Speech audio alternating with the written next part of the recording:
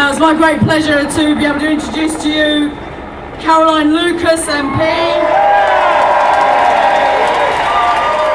She won a Newcomer of the Year, she's won Parliamentarian of the Year, she's one of the most involved activist MPs that we have in the House, but it's not enough, unfortunately, just have one.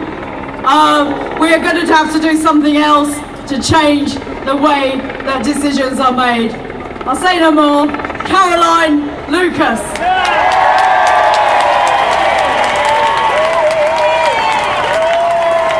Well, thank you so much. It is amazing to see you all here. And we're here to say that austerity isn't working. It is dividing our country. It is punishing the poor. We're here to say that it wasn't people on job seekers allowance who brought down the banks.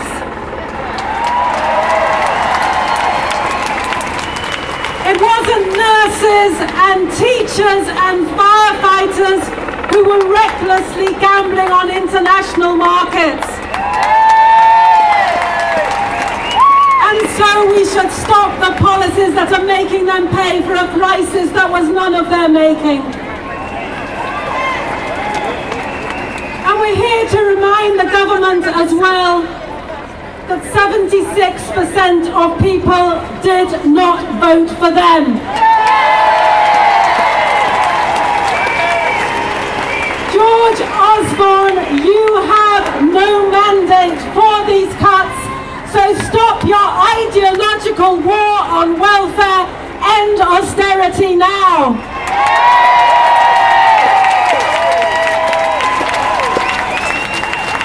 But I want to pay tribute to the wonderful words that we had from John and Liz earlier, speaking so eloquently about the impact of the cuts on people with disabilities.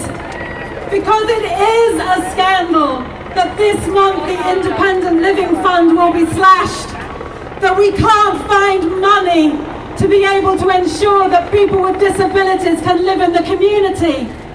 You know, funnily enough, we can find £6 billion to replace that building. Do you know what? I'm less worried about the building that's crumbling and more worried about democracy that is crumbling.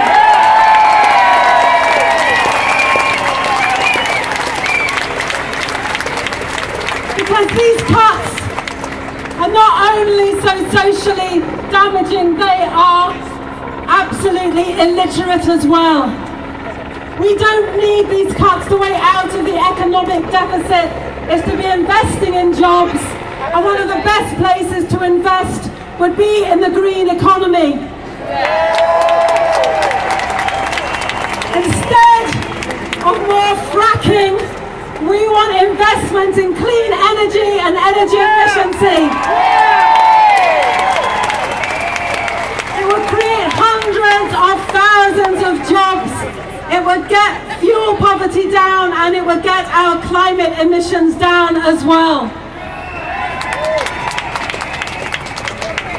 I want to say one last thing, which is about the benefits cap. Because this government is going to be reducing that benefits cap even further, even though they have been told that it will lead to 40,000 more children in child poverty. It will lead to even more homelessness. That is an ideological choice by a government who cares nothing for cutting the deficit and everything for shrinking the state and punishing the poor. We have to keep working together. We have to keep protesting, we have to keep working in our communities, and those of us in that building who are on the progressive side of politics need to be working together more. Because it's only if other progressive politicians will defy their leaderships, vote down the kind of cuts that are going to reduce that deficit, then what we need to do is to work together, bring your voices into that building, open those doors, get your voices inside, and maybe just then we will win.